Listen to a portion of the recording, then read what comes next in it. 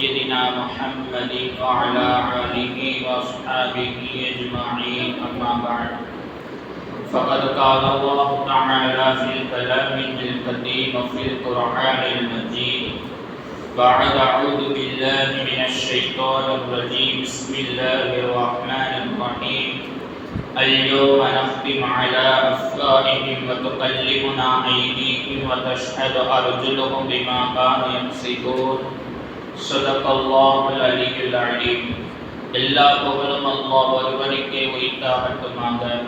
அவனுடைய சாந்தியும் சமாதானமும் கண்மை நாயகம் முஹம்மது ரசூலுல்லாஹ் ஸல்லல்லாஹு அலைஹி வஸல்லம் அவர்கள் மீதும் அவர்களினுடைய வாழ்க்கையை பின்பற்றி வாழக்கூடிய அனைவர்கள் மீதும் குறிப்பாக இத்தருணத்தில் அமர்ந்திருக்கும் கேட்டுக்கொண்டிருக்கும் நம் அனைவர்கள் மீதும் அல்லாஹ்வினுடைய சாந்தியும் சமாதானமும் என்றென்றும் இன்றே என்றும் நிலவட்டுமாக.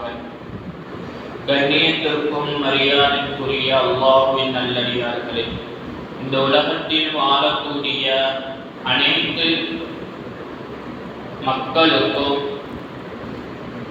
இல்லாத ஒரு விஷயம் என்னவென்று சொன்னால், முஃமின்களுக்கு மட்டும் இருக்கக்கூடிய நம்பக்கூடிய ஒரு விஷயம் என்பது மரணத்திற்கு பிறகு மீண்டும் உயிர் கொடுத்து எழுப்பப்படும் என்பது முஃமினாகக்கூடிய எல்லோரினுடைய ஒரு நம்பிக்கையாக இருந்து வருகிறது.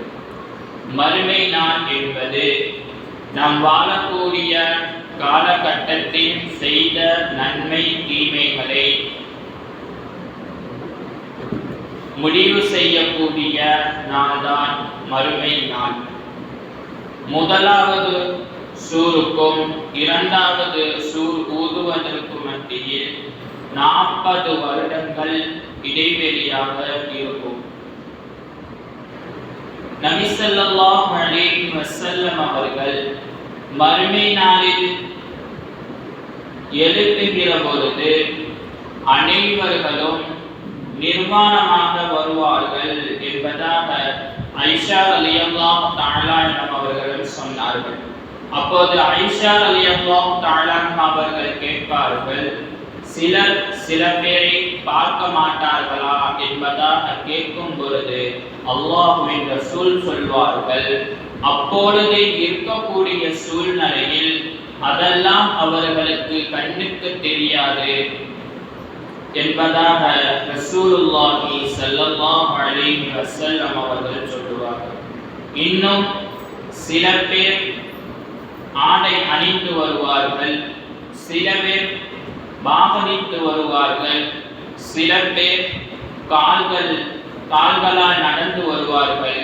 இன்னும் அல்லாஹ்வினுடைய ரசூல் சொன்னார்கள், நாளை மறுமை நாளில் கபரிலிருந்து எழுப்புகிற பொழுது சில பெயர்கள் முகத்தால் நடந்து வருவார்கள் என்பதாக சஹாபாக்களிடம் சொல்கிற பொழுது சஹாபாக்கள் கேட்டார்கள், எப்படி முகத்தால் நடந்து வருவார்கள் என்பதாக கேட்கும் பொழுது அல்லாஹ்வின் ரசூல் சொல்வார்கள், காலால் நடக்க வைத்த அல்லாஹ்வுக்கு முகத்தால் நடக்க வைக்க தெரியாதா என்பதாக கண்மணி நாயகம் ரசூலுல்லாஹி ஸல்லல்லாஹு அலைஹி வஸல்லம் அவர்கள் சொல்லுவார்கள்.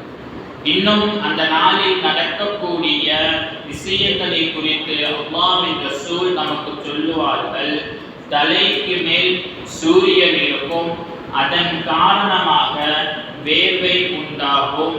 சில பேருக்கு அந்த வேர்வை கணுங்கால் வரையில் இருக்கும், சில பேருக்கு அந்த வேர்வை முதுகு வரையில் இருக்கும், சில பேருக்கு அந்த வேர்வை கழுத்து வரைக்கும் இருக்கும், சில பேர்கள் அந்த வேர்வையின் மூலமாக மூழ்கி விடுவார்கள் என்பதாக அல்லாஹ்வின் ரசூல் சொல்லிவிட்டு இப்படியும் சொல்வார்கள், வேர்வை 70 முழம் உயர்வாக இருக்கும், அதில் ஒருவரினுடைய வேர்வை 70 ஒட்டகங்கள் குடித்தாலும் அதிலிருந்து கொஞ்சம் கூடி குறையாது என்பதாக அல்லாஹ்வின் ரசூல் சொல்லுவார்கள்.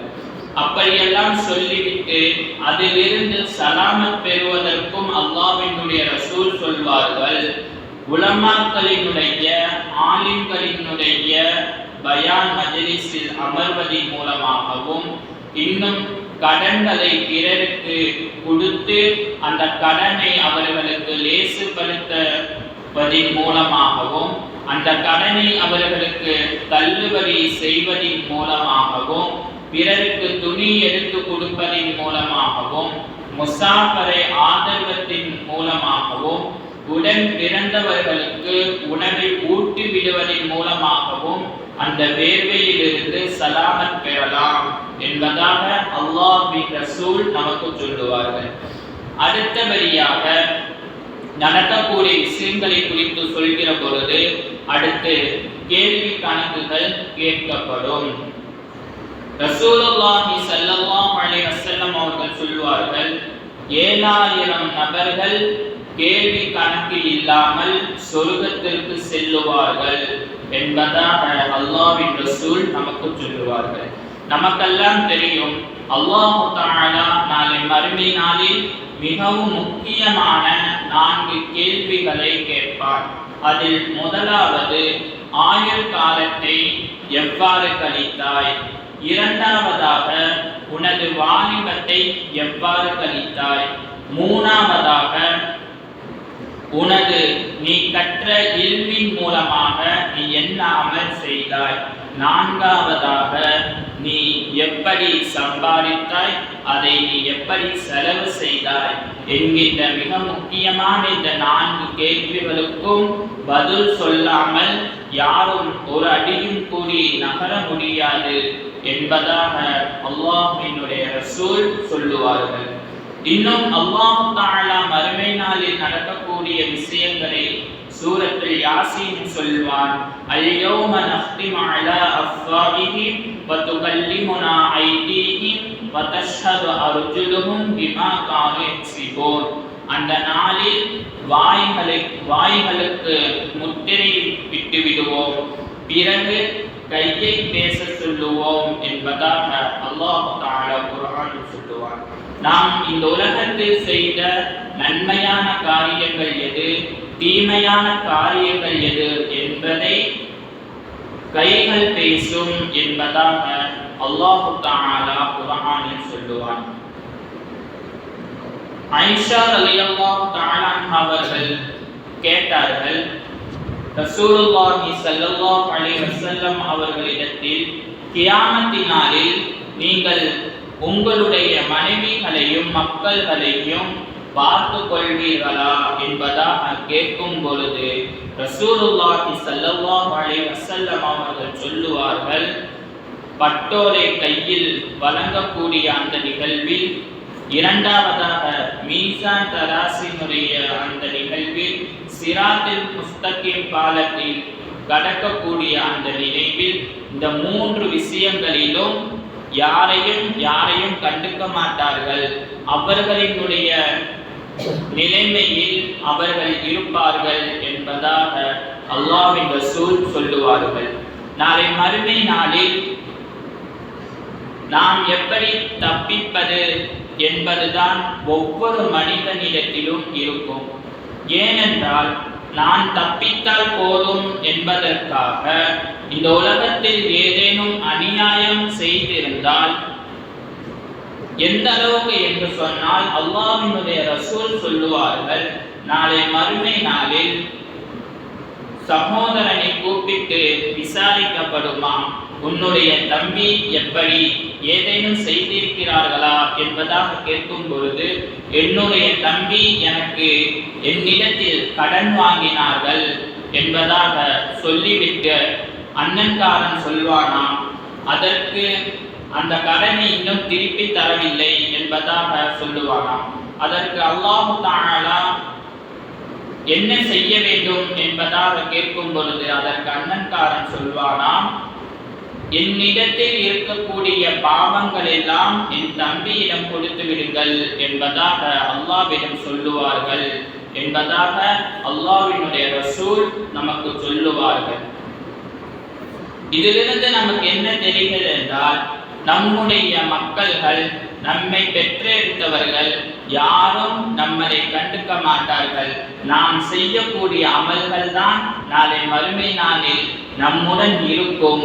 சொர்க்கவாசிகளுக்கு பட்டோலியை வலது கரத்தில் வழங்கப்படும். மீசான் தராசு கனமாக இருக்கும். சிராத்தின் முஸ்தகிம் பாலத்தை மின்னல் வேகத்தில் கடக்கப்படும். இந்த 3 விஷயங்கள் யாருக்கு சாதகமாக இருக்கிறதோ அவர்கள் எல்லாம் சொர்க்கவாசிகள். இந்த 3 விஷயங்கள் யாருக்கெல்லாம் பாதகமாக இருக்கிறதோ அவர்கள் எல்லாம் நரகத்திற்கு செல்லக்கூடியவர்கள் என்பதாக அல்லாஹ்வினுடைய ரசூல் நமக்கு சொல்லித் தருவார்கள்.